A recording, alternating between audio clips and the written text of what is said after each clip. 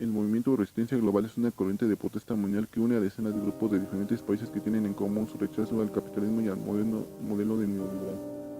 Es un movimiento en el que se dan cita colectiva a diferentes como sindicatos, intelectual izquierda, ecologistas, indigenistas o grupos desfavorecidos que acusan al sistema económico de amoral e injusto.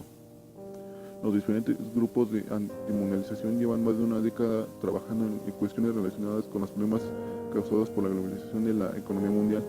Son numerosas las campañas que han organizado para la condonación de la deuda externa de los países pobres o para la reforma del Banco Mundial y el Fondo Monetario Internacional.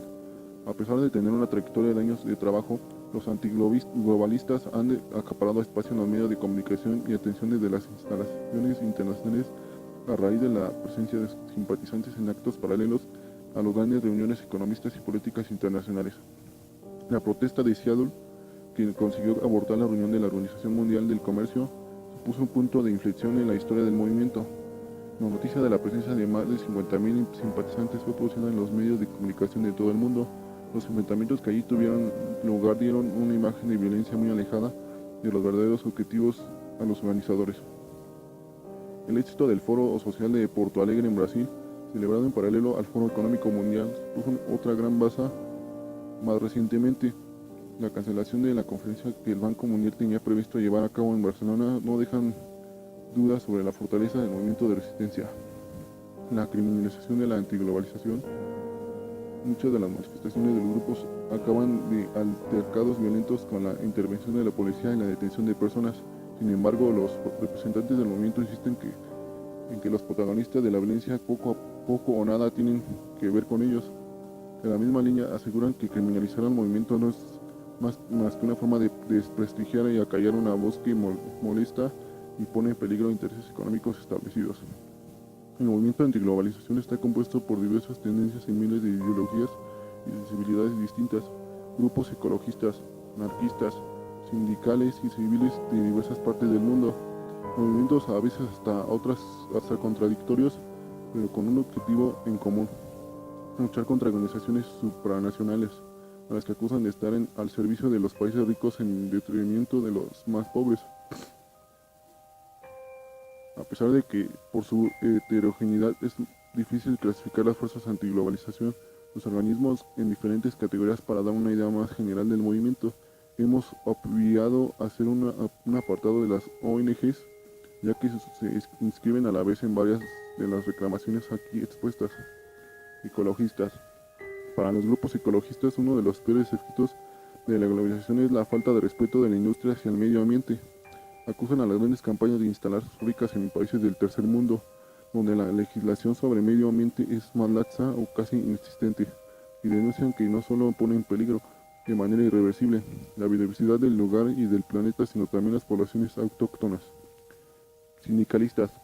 Los sindicatos están en contra del libre comercio porque dicen que les quita empleo y se lo da a los trabajadores del tercer mundo, que cobran menos y que están más explotados. Se oponen que el comercio crezca a expensas de los derechos de los trabajadores. Además, denuncian el trabajo infantil y la esclavitud que existe en muchos países pobres. Agricultores consumidores. Dentro de las quejas del sector agrícola predomina la voz de los agricultores europeos, que se consideran en peligro de extinción.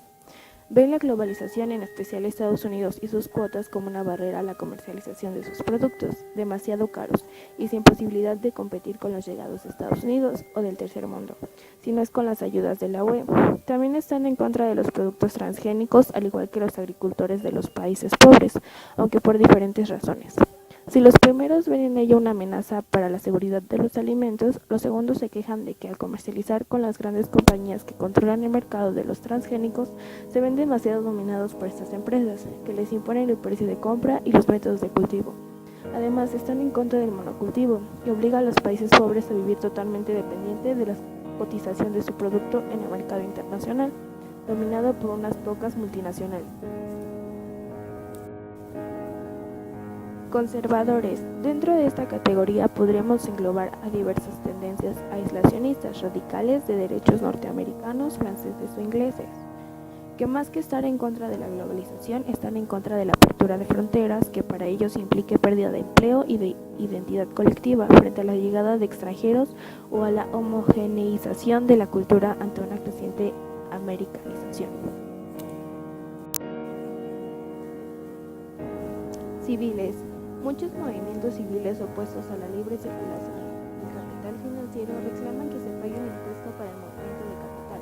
También denuncian que por interés del mercado mundial se pasa por alto el comercio de armas y reclaman la condonación de la deuda del tercer mundo. Otros. Entre los manifestantes antiglobalización es posible encontrar participantes de lo más variopinto, como el caso de unas brujas en San Francisco que protestaron en Seattle por temor a que la globalización acabase con su modo de vida, o cuestiones mucho más espinosas, como los grupos de exiliados tibetanos que se manifiestan contra los países que comercian con China, a quien acusan de no respetar los derechos humanos. ¿Qué pretende el movimiento antiglobalización?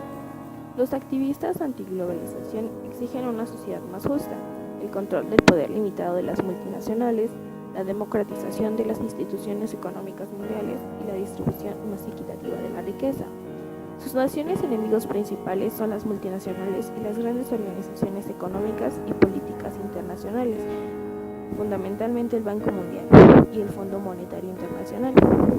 La condonación de la deuda externa es una de las exigencias de este movimiento y las campañas sobre el asunto ha sido su simiente.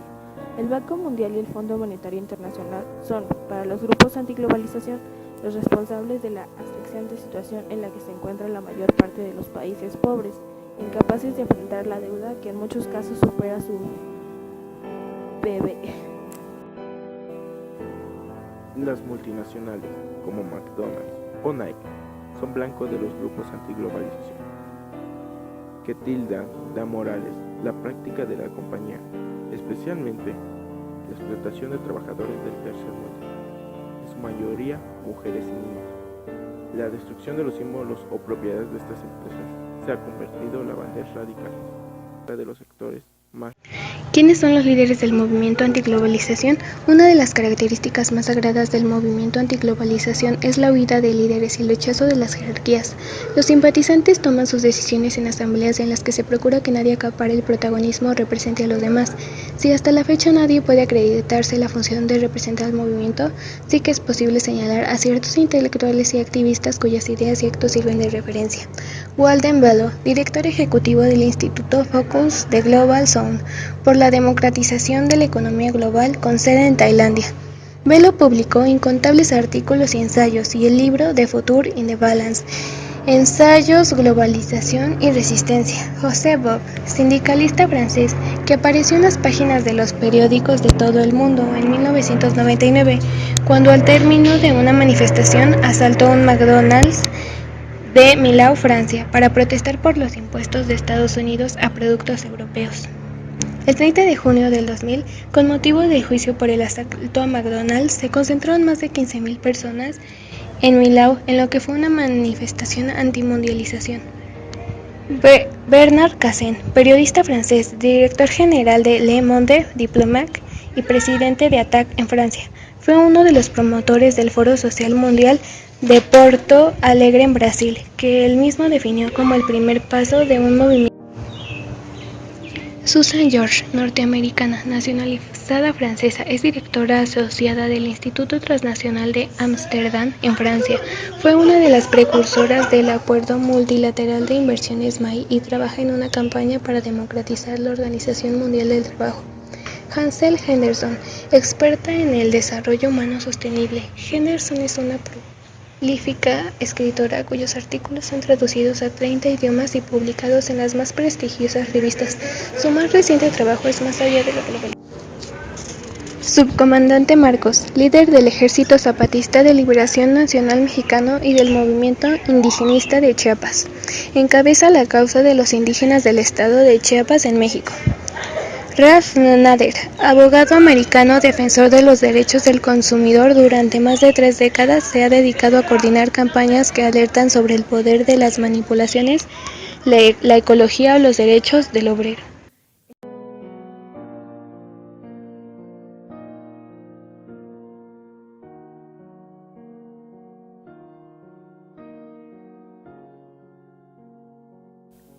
Cronología de la resistencia. Noviembre 1999. Seattle. 50.000 personas consiguieron abortar la cumbre de la Organización Mundial del Comercio en la ciudad americana. El fracaso de la cumbre supone un punto de inflexión del movimiento. Febrero 2000. Bangkok. Coincidiendo con la 10ª Asamblea de Desarrollo y Comercio de las Naciones Unidas, un centenar de ONGs se trasladó a Bangkok para protestar sobre la política de desarrollo llevada de la ONU. Abril 2000. Washington. Unos 30.000 activistas fueron contenidos por 10.000 policías cuando intentaban sabotear una reunión del Banco Mundial y el Foro Monetario Internacional en la capital americana. Septiembre 2000. Praga. 10.000 militares se trasladaron a Praga desde diferentes puntos del continente europeo y del exterior para manifestarse en contra del Banco Mundial, aprovechando la reunión de la institución.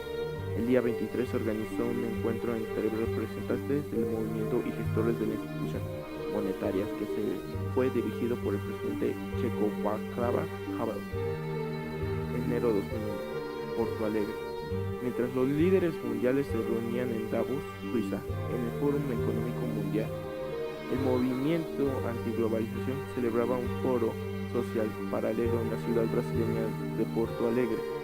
En Foro Social participaron casi 1 millar de ONGs de todo el mundo y ha sido reconocido como un gran éxito. Junio 2001. Gotemburgo. Los líderes europeos tuvieron que afrontar movilizaciones que una minoría de los allí presentes tomaron en violentas. La policía sueca, sin experiencia en estos casos, abrió fuego real, hiriendo gravemente a varios manifestantes. Junio 2001. Barcelona. La llamada a movilizaciones fue suficiente con el presidente de Gotemburgo semanas antes para que el Banco Mundial suspendiera su conferencia anual. Las conferencias se llevó a cabo vía digital a través de internet, lo que no impidió que se convocaran manifestaciones que acabaron en violencia a causa de los incidentes provocados por una minoría y de la actuación policial. Una semana después, el movimiento antiglobalización celebró una manifestación para protestar contra la violencia policial.